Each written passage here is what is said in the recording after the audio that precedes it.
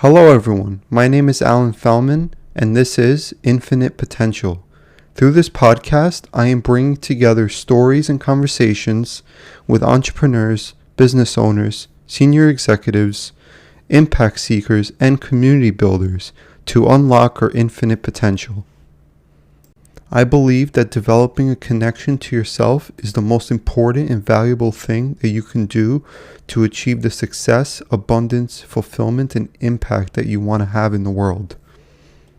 Through my conversations with business owners from a variety of industries, we try and unpack the qualities of an effective communicator, best practices in management and leadership structures, the role of marketing and branding in the current economy, and how to tap into our infinite creativity and passions. For this episode of the podcast, I am interviewing David Businelli, the architect and CEO of Studio 16 Architecture, a modern architecture company on Staten Island. We talk about how he developed his passion for architecture and interior design, the career development journey that he's been on throughout his life, the marketing and branding initiatives and projects he's been working on with his agency, and some notable lessons also in marketing and branding that we can learn from bigger corporations such as McDonald's in their corporate rebranding of their spaces. And so there's a lot of lessons in this episode about leadership, about marketing, about branding. And so thank you for all of you for tuning in. This episode is only part one of a two-part series of our interview with David Businelli. Thank you so much for tuning in and enjoy. So the first question that I have is, what caused your passion for architecture and interior design? And then if you could elaborate on the specific moment that caused the transformation. Let me see. There were so many things that I think um, influenced it, but I could recall back when I was a kid, and my parents and I were driving into Manhattan, and we're on the Cantilever Roadway, the big BQE, and I saw the original Twin Towers being built, and I remember asking my father what those were, and he said, "Well, those are the World Trade Center is going to be the tallest buildings in the world." And that was about 1972 or so. I don't remember the exact year, but I think that stuck somehow. And over the years, I just became interested in buildings and wanted to build stuff. And it just grew from there. And I think it was in the eighth grade, I just made the positive decision that I was going to pursue architecture as a career. Right. Um, okay. So then I want to go into, so from eighth grade, you kind of knew your career path. Obviously, that kind of translated into you going to college for architecture. So I want to see, and you mentioned this in the pre-interview, which was when you were applying to different colleges, um, you talked about how you gave a portfolio of drawings.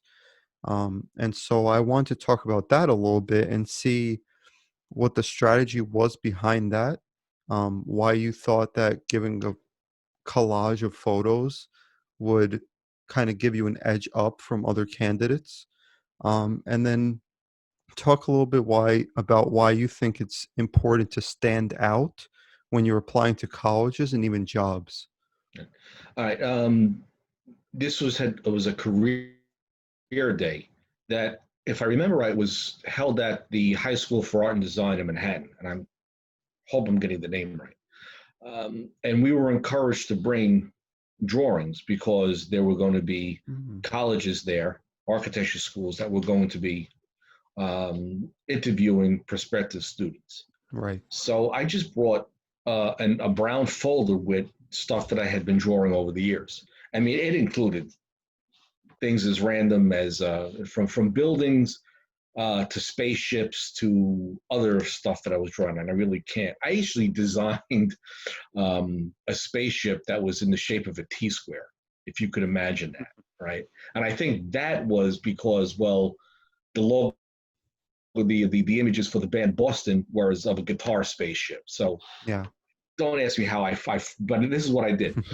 And the recruiters, I guess they were recruiters, looked at my stuff and they said, well, we would recommend you for admission. I remember that specifically from the person from Pratt Institute.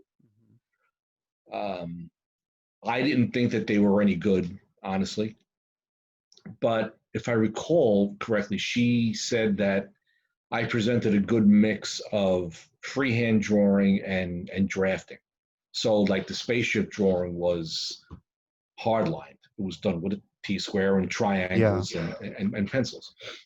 I probably did that during my mechanical drawing class in high school. Mm-hmm. Um, so that was interesting to me. I was like, wow, I didn't think these were any good, but yet they say, well, we want you to come here. Yeah. Um, and why is it important to stand out when applying to colleges or even jobs? You got to distinguish yourself from the crowd. You're going to have 98 people who are kind of doing the same thing, Right. you know, and then there's going to be the two that are marching to their own drummer. Mm-hmm. The recruiters, both for college and for jobs, are going to be looking for something that's going to be distinctive about you, whether Absolutely. that's the way you carry yourself or your attitude, or your artistic ability, or even if you're a good artist, are you not going with the crowd? Are you Mm-hmm. not doing stuff that's, well, it's kind of average? How you do that is entirely up to you. Because honestly, I could not tell you that just do this. So you have to decide for yourself what would make you stand out from the crowd. Yeah, absolutely. And that's one thing that I've seen with different, even in high school, what I see is a lot of kids go into college with just their education credentials, Right. um, even though um,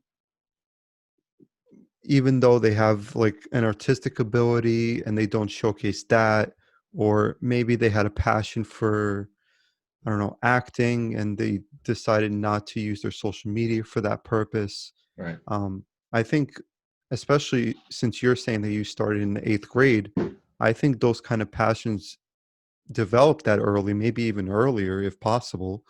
Um, and I think it's really important to hone in on what we're passionate about as kids and see, for one, how to create a career around it, even though you knew instinctively it was going to be interior architecture. Um, but to really hone in on whatever you're interested in and just do it and see where it takes you is better than just focusing on education. Right, right. I mean, if that passion can translate into a career, that's great. There's two, there's two lines of thinking about this. Hmm. If you're an artist, what are most parents going to tell you? No, no, no, no. You're going to starve to death. Go become a lawyer, Yeah, or go become whatever. think realistically. Right, You can't make a right, living. right. Yeah. However, right. I mean, I know artists, and they're making a living. I mean, a friend of mine, whom I haven't seen in a really, really long time, Hmm. I actually met him when we were working together at Macy's in the mall. Yeah. He was going to the Parsons School of Design for to be an artist, Hmm. and he became a graphic artist, and he then became an illustrator for Disney, working on Oh some of their man. films, and then he created his own business. So he's been doing pretty well, Yeah. um, well, with that career path. I mean, and actually, I know two of these guys. One was a friend, both named Tony. Hmm. But they both went on to create their own art companies. And in fact, I just talked to the second Tony the other day because he may have a project for me. Yeah. So you never know.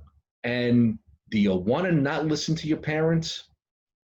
That's a tough call, but sometimes you have to. Um, I mean, just to illustrate, I considered being a dentist for about 30 seconds, and it's relative. I mean, maybe I thought about it for a day. And I said, no, that's definitely not going to be for me. And I Hmm. considered going into law, but then thinking about it, I found that really boring.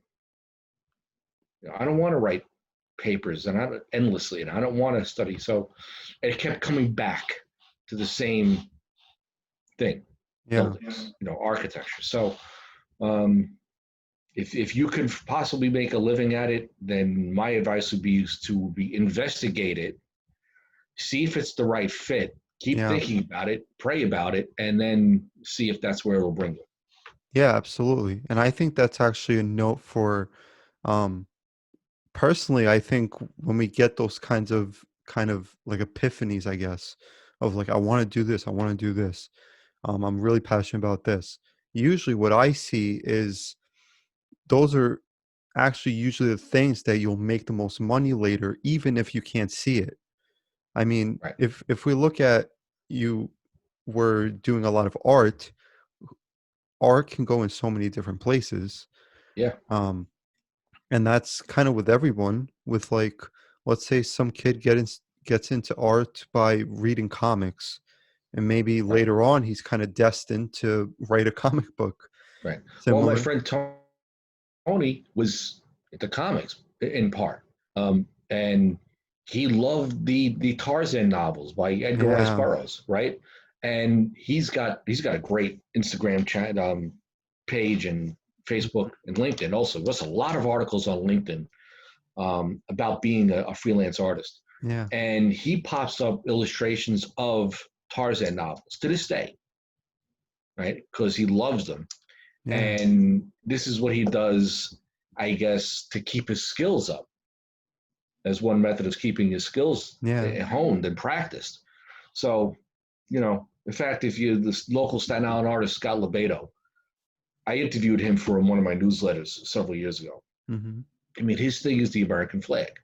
So that's his niche. I mean, whether you agree with him politically or not, Yeah, no doubt he's a great artist. yeah, And he found the American flag as his calling, and that's what he does, among other things.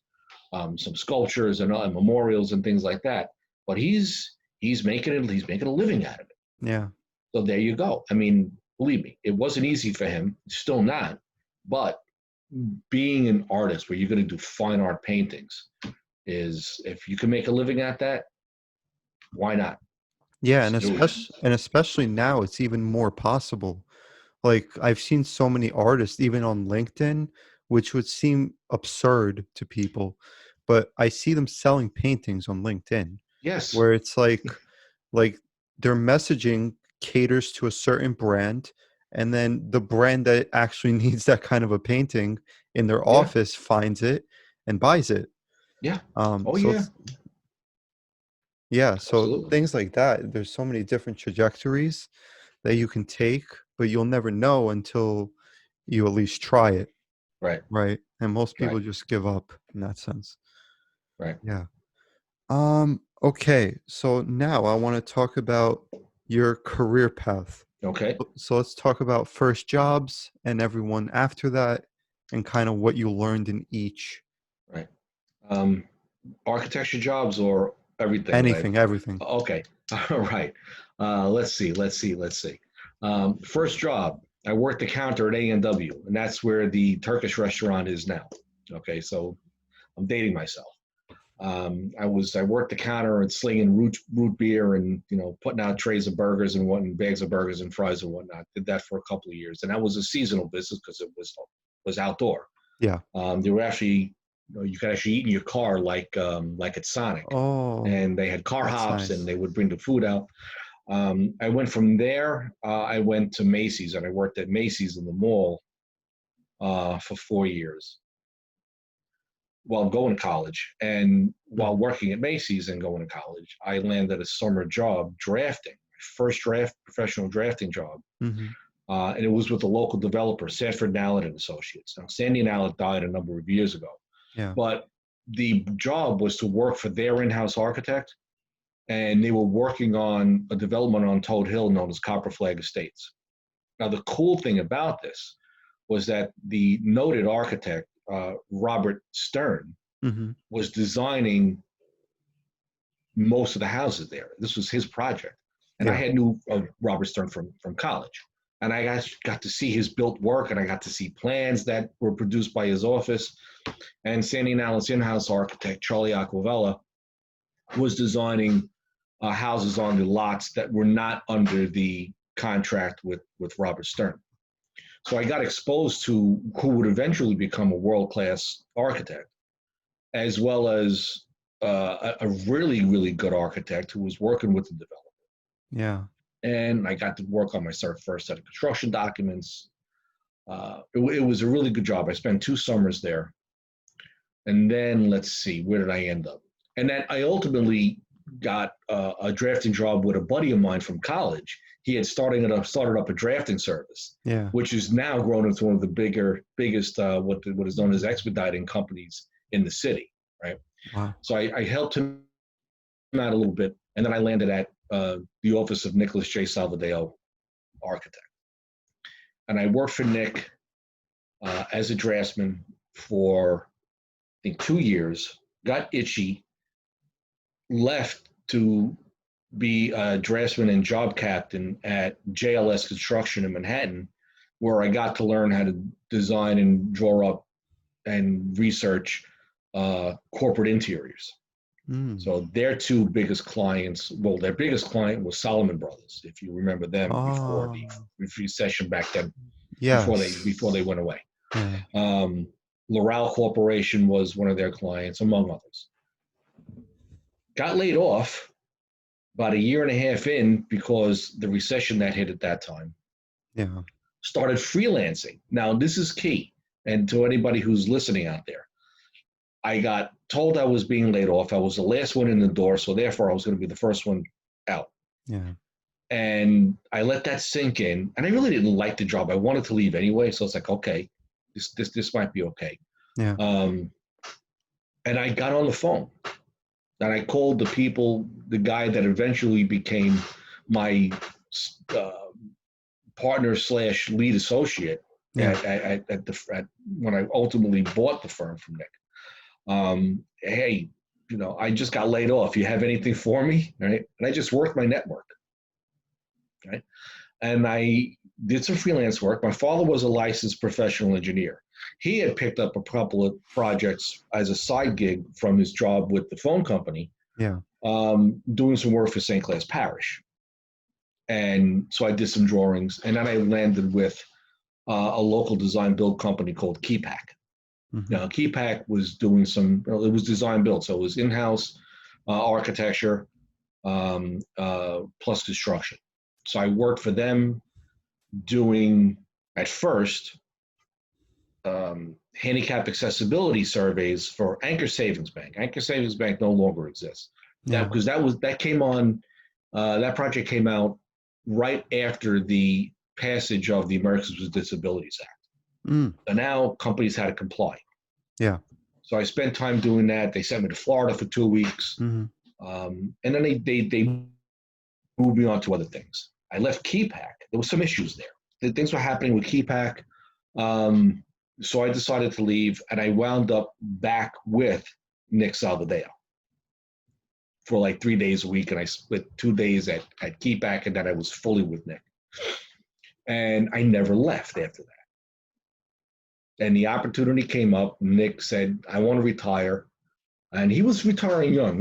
He floated the idea at 62 because he had it. He had been beat up enough in this world, and offered it to me and Caesar.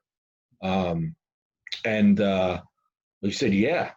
So me being the licensed professional, I made the purchase. And Nick and I were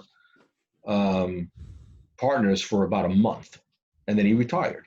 That was the whole game plan. And then we ran the firm as let me just get rid of that.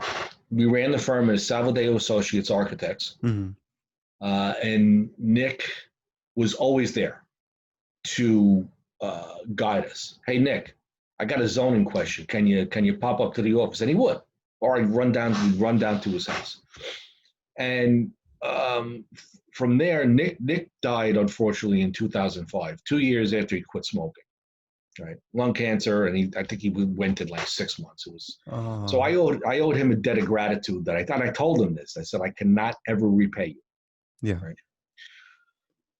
So that was 2005, and it's doing active networking, and it's like, who's Salvadeo? Why is your name on the company? Da, da, da, da. All these questions. I'm getting sick of this. But finally, I said, we got to rebrand this. We can't continue because it's just not working. Yeah. So about a year before I pulled the trigger on it, I came up with the name of Studio 16 because the firm was located at 16 Flag Place. So, and that was it. Then that company was created, and that was right after the recession. Mm-hmm. So it all gelled, and it just got hammered in the recession. I've been clawing my way back ever since. Hasn't been easy, but that was the genesis of the current, Studio 16 architecture. Yeah, that's an amazing story. Yeah, One question I wanted to ask based on that story, because it seems like to me, given that you mentioned that the previous job you had beforehand, you got laid off, yeah. um, and it seems like right afterwards you went right back to working to freelancing. It seems like, and I'd like to see what you think. It seems like too convenient of a coincidence that you wanted to leave. The world kind of conspired itself to make it happen because that wasn't your true calling at that point. And so the world was kind of telling you you have to go back to what you're destined to do. Was there a I, sense of that? Did you feel that at the time or even no, now? you know something? I'm a really, I have a really, really strong faith Hmm. in God, right? Yeah. And that's a whole other story for Yeah. another time in a different podcast, probably. Hmm. But I never thought of it. So you just maybe you just scared me right there for a second. You just freaked me out. Um, Now that brought me back to when I went to architecture school. It was my idea that I would hang out my own shingle. So I just never made that connection, but you did. Wow, I got to ponder that one for a while. But you're right. Ultimately, that's what happened. So that was the impetus. Well, I had to freelance because it was a recession, so there was no full time jobs available. So I had to be a 1099 to somebody or multiple people, Yes. and it ultimately led me to this conversation. Yeah, Hmm. But now I think because from from learning the values that Nicholas had, um, and amassing the success you have now, it seems too much of a coincidence yeah, yeah. Well, it's because definitely well, it's obviously, it's definitely not a coincidence. Now that you think about it. Now, you mentioned Nick's values. yeah, Nick he was a unique guy, and you had to have known him to understand when I mean unique. I mean, yeah, there are some stories he used to tell stories, and I would think that this is way too far fetched. Stuff that he did, and there was a different business world then. I mean, and one day a contractor had office space in the building, hmm, who he had known for years. He says, Nick and I went hunting one time, right? I said, okay, Tommy, tell me this story, and he told the story, and I said, he says, why are you looking at me like that? I says, well, Nick told me that story about a month ago, and I thought he was kind of embellishing, yeah, but you just told it exactly the same way, so it's true, all right? yeah, He would orchestrate meetings around going to lunch. So you have the meeting in the office, and the meeting would last for 4 million years because he spent half the time with stories and jokes, right? And what did that mean? He established relationships with people. He never ever said any of this. Do this. This is the way you do it. I just watched, and he knew how to tell a joke. He had like no filter, yeah, right? Um, People were not shocked by it because it was the way he said things hmm, in such a humorous way that you had no choice but to laugh. And he would go out to lunch with people, and then lunch would turn into dinner, and then he would never come back, right? Old school way of of networking and yeah, establishing relationships. But yeah, ultimately, the lesson was establish the relationship with people. get to know them. And that's what he did. And people loved him for it. He Mm-hmm. was very, very smart. He came up through the apprenticeship program. He was a draftsman in the Army, Mm-hmm. right? And that's when he decided that I could be an architect. And he never went to college. He did apprenticeships. There was a way to do this in the state of New York up until about 12 or 15 years ago, where you can do that and gain your experience under licensed architects, Yeah. as well as taking required coursework. So you didn't have to go to college. So he went to the Institute of Design and Construction in Brooklyn Yeah. to get his structural courses under his belt, his mechanical systems courses, which he passed with flying colors. And he was an amazing building code and zoning specialist. He knew how to see nuances in both of those documents that other people just couldn't see. Yeah. So he taught us the importance of being really well studied in building code and zoning, because it's vitally important. I mean, this is life safety here. Mm-hmm. He knew how to, and he taught us how to be in business just by observation, right? He never sat everybody down and said, he didn't put his arm around your shoulder and say, look, I think you should do this. He just was like a bull in a china shop sometimes. Yeah. And people just loved him, and he had a ton of work. And it was kind of a no-brainer to, when he offered the bill with the business for sale, to take it, because my wife had just gotten pregnant, right? So within talk about things falling into place, I find out that we're pregnant, and Nick tenders the offer in the same week. Yeah. Right. After I had been deciding, well, do I want to leave and just run a new firm right out of our spare bedroom in the apartment? Well, the choice was kind of obvious. The decision took us about an hour to make, my wife and I. So That's amazing. Yeah, the world conspired to make it happen. I'm sure of it. It's yeah. Oh, that's great. Okay, so next. Okay, so let's go to the rebranding. Yeah. Okay. So what was the process that you undertook to rebrand? And then what style elements did you keep and what did you change? Right. The rebranding, and once I had decided that it really should be, a new company should be formed and everything should be rebranded, it was that whole, it's like stuff that runs in the system tray, Mm-hmm. right? That's what was going on. It was kind of bouncing around in the back of my mind for a while. Yeah. And the whole idea was, well, I don't want to name it after me, because not a lot about, because two of us running the firm, right? And not everybody knew me. Yeah. So all of a sudden we're going to name it, Businelli Architects or whatever the case may be. Well, I said, I don't want to do that. And I thought of firms who had a legacy. One of the bigger such firms at that time still is SOM, Skidmore, Owings, and Merrill.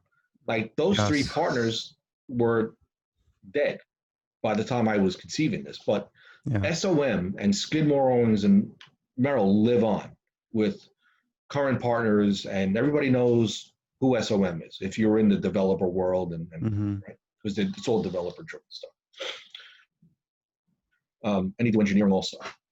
So I thought that, well, if I'm going to do this, why don't I name the company so that when it comes time for me to hand it over to somebody else, there's continuity. Mm-hmm. So it was almost like it was a long-term viewpoint that I took, right? Because when it's named after a person, it obviously was problematic. Yeah. At least in the market that I was in. Mm-hmm. So then, okay. So, and then how do we reflect the reach and the shift in focus from, how do I put this? Kind of developer-driven stuff that Nick was doing, and serving all kinds of project sites, from violation removals to zoning variants to new houses to commercial buildings, et cetera, to the shift in focus from nuts and bolts, and that's not a bad term, nuts and bolts, technical, competent stuff, to really design-driven architecture, right? We're aesthetics and materiality, and ultimately now sustainability, we're going to be a part of the mix. rather than just we're technical experts. We're experts in code and zoning, but we can do a good building, by the way, right? It's kind of, we do outstandingly beautiful buildings. Plus, we know what we're talking about when it comes to zoning, code, and the process of governmental approval. So then studio, right? It's a design studio, which is what it is. Mm-hmm. No Studio 16. The branding, the physical branding, the observable graphics had to reflect what we were doing. So what I hired a graphic designer who I was in a networking group with. Mm-hmm. I said, look at the work. This is our values, right? Come up with a logo. So he came up with a few. And I said, no. I said, look at the St. Clair's preschool project. Okay. That there was an underlying theory behind that project known as hypersurfaces. So I went through the brief description of hypersurfaces, what the whole concept was for the preschool. And then he came back with the logo that I currently have. Yeah. And that was back in 2008. And then I said, here's the old logo, right? Nick had a stylized red S, and I've seen this S otherwhere. So I don't know what font it is, but he used that, right? And then we changed the logo to refresh it in around 2005. Yeah. Still kept the red S, Mm-hmm. Salvadeo Associates. So I said that the Studio 16, the S has got to be red. And so Howard Roberts, who was the graphic designer, came up with a two-tone stylized red S. It was free form. It's no font. He designed it himself.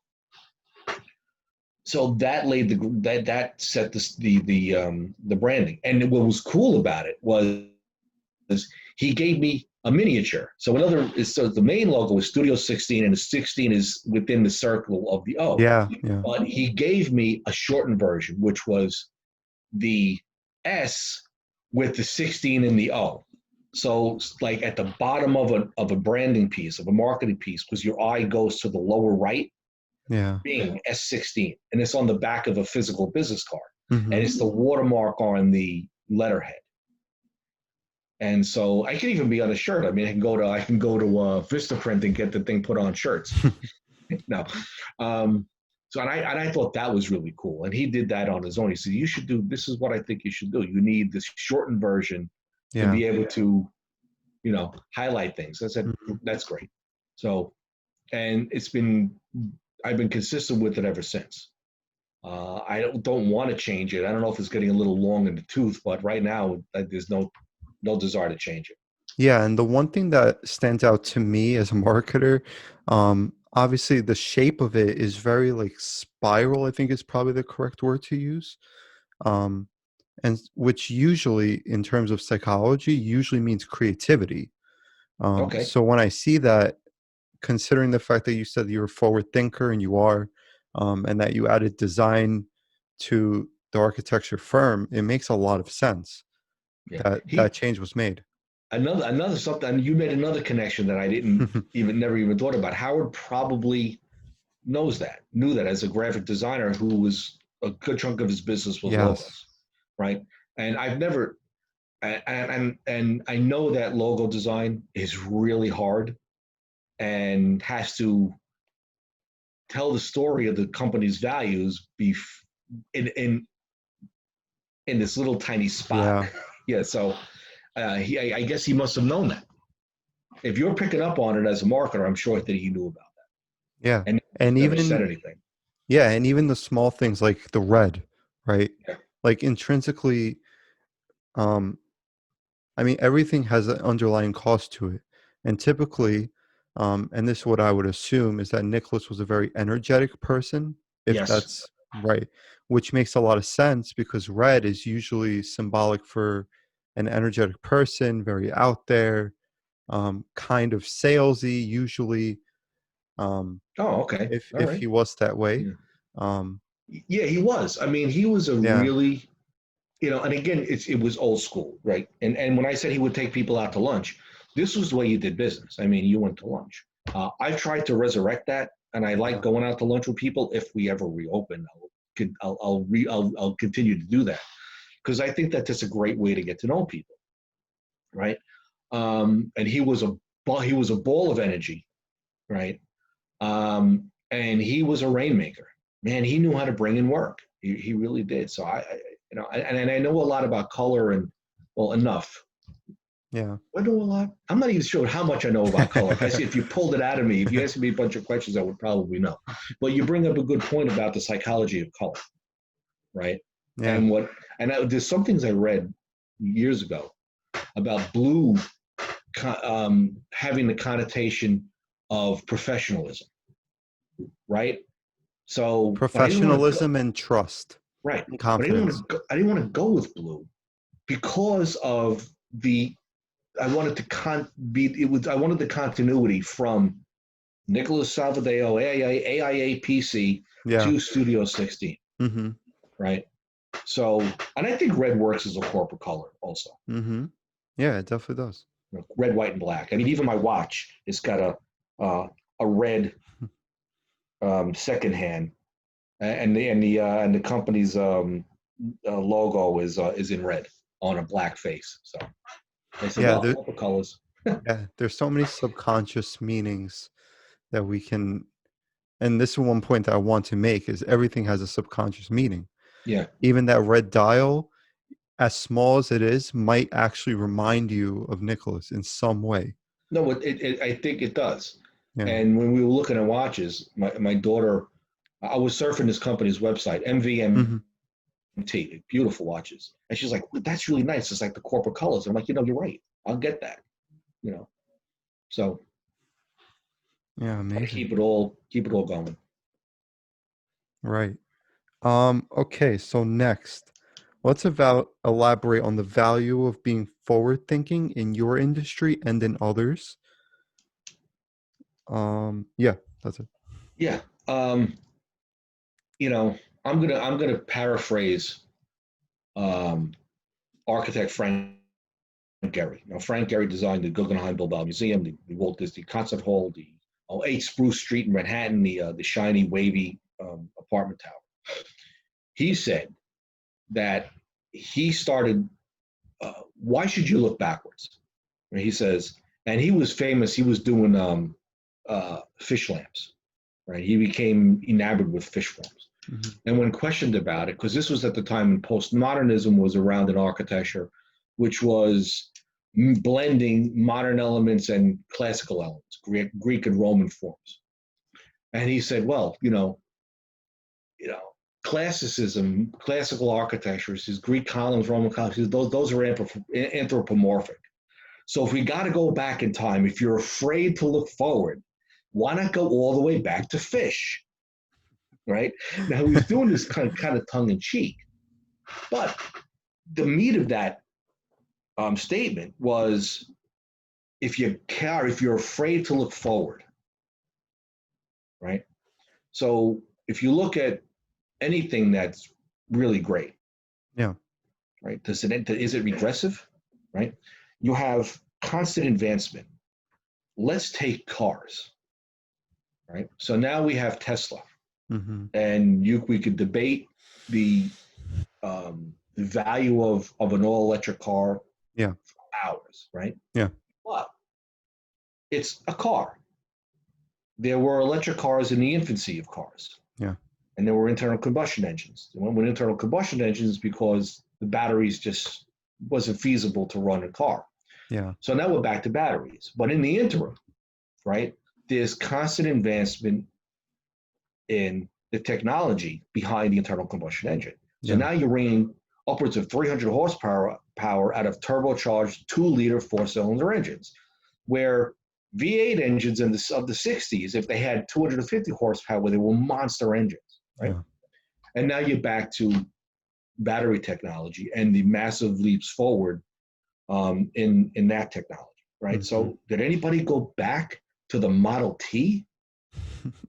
No. So why do our buildings have to be designed to look like they were built 400 or 1,000 years ago? Yeah. Now, we could all say that classical architecture is beautiful, and it is. There are architects. One of them is a guy named Alan Greenberg. I'm not sure if he's still practicing, but he was up there in years. Mm-hmm. The guy was an awesome architect of classical art. He would do you a classical house that would just make your jaw drop because he understood it. I mean, it's a Yeah. language, right? It's like speaking English or Italian. If you don't understand the language of classicism and you can't make the building of its time, meaning the 21st century, using these old forms and old ideas and geometries, uh, and you then don't do it at all. Yeah. Don't fake it, right? So my viewpoint is like just got to keep going forward. Now, am I the greatest at it? No, but do I think that I should be going in that direction? In other words, moving the ball, keep advancing what we can do here. Yeah. For Staten Island, you know, you look around at every single house, and it's the same house for the last 30 or 40 years, right? Zoning text changes created different requirements for yard setbacks and height, but the design of the buildings never really changed. Except we went from low and high ranches, 1 story or 2 story ranch style houses with all your living space on one floor, and then if you had, in terms of a high ranch, the ground floor was slab on grade, and you had your garage and your accessory rec room and stuff, and living, dining, kitchen, bedrooms, and bathroom were all on one floor. Right? Broad hip roof, typically, Frank Lloyd Wright influence. And we went from that to these ersatz center hall colonials and things like that. People like them, right? Mhm. There's no doubt. People like them. They buy them. Yeah. And builders put them up, but the builders are afraid to do anything different. They're afraid to rock the boat. They just don't. I mean, about 50 to 20 years ago, the turret came back into the Victorian turret came in, and they started sticking turrets on the corners of buildings. This is what they wanted. So they went to the architect, and the architect, okay, we'll do a turret. Now you have houses on 40 by 100 lots with turrets at the corner. Yeah. Why? We are not in the Victorian era. So this is not a Second Empire house, right? It's got to be moved forward. Yeah. Right? And there's no need to be regressive in architecture, just like there's no need to be regressive in car technology or graphic design or electronics. I mean, here we are talking over Zoom, Mhm. which was inconceivable, 10 years ago? Yeah. Or 15 years ago. Mm-hmm.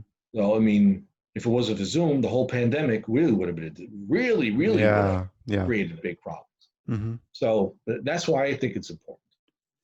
Yeah, absolutely. Besides, people live differently. People go through different. What are we discovering now? That working from home is really hard. Now, I'm talking to you from my home office, and when I designed my house, I said, well, I need an office because I knew I'd be bringing work home. Yeah.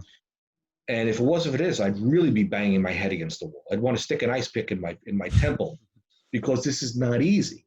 Imagine if your husband and wife are working at their jobs, or maybe one of them is running a business, right, from home, and you've got 2 or 3 school-age kids, or maybe 2 school-age kids and a newborn infant.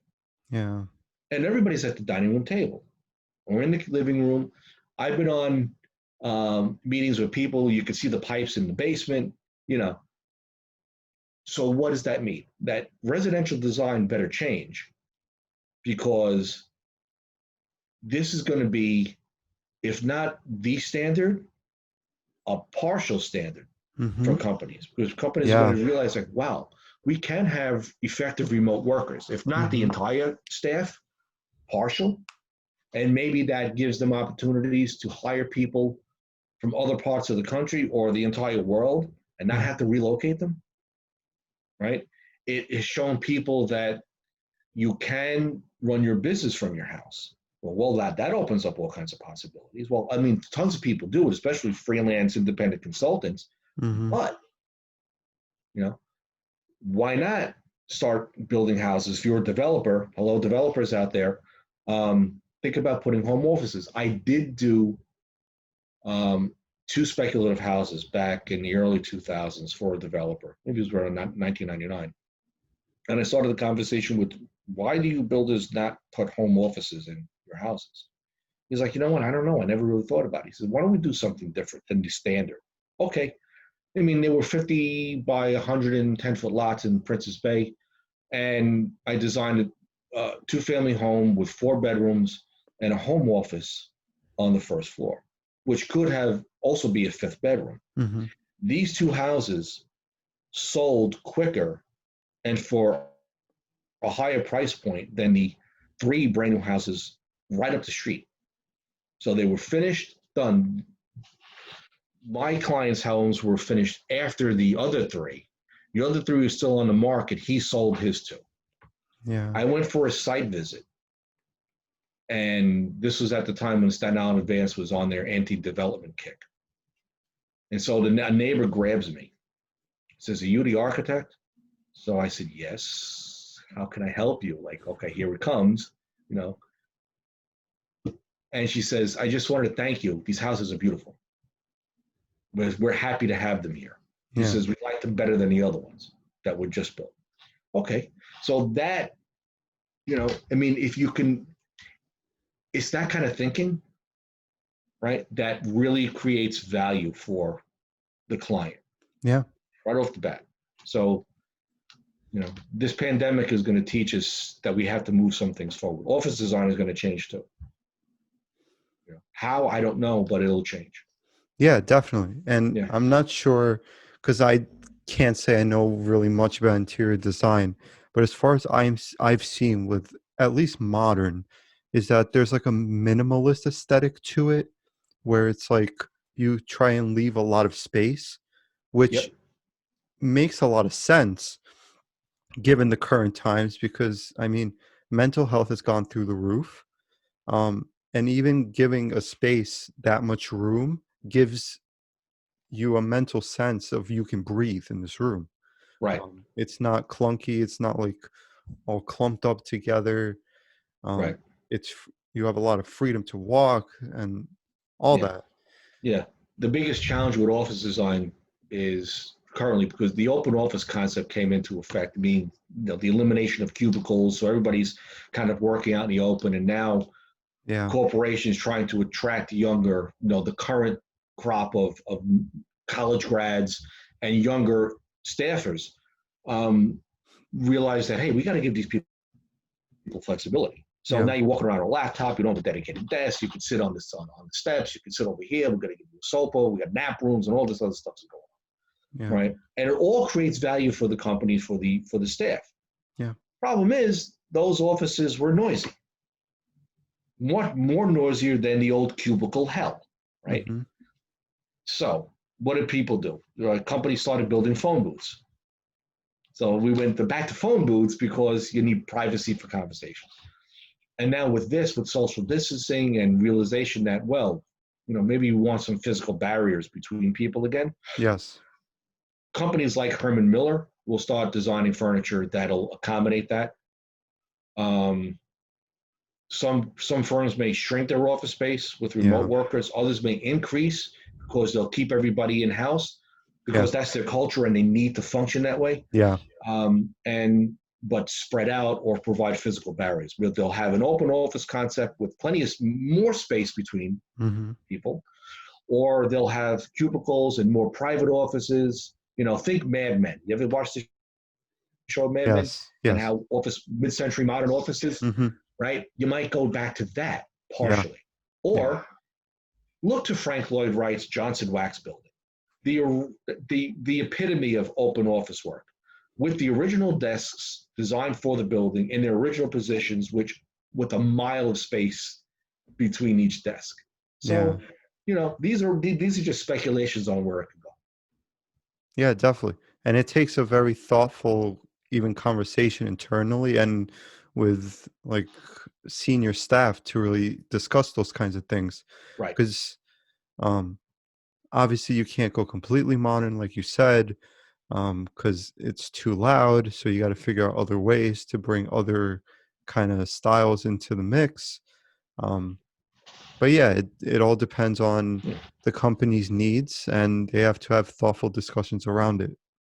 Yeah, exactly. Now, what's the office culture? What are you trying to do? How do you want your people to work? Mm-hmm. Um, having a long bench with everybody, kind of sitting side by side or face to face on Yeah. a double sided desk bench is not always the best.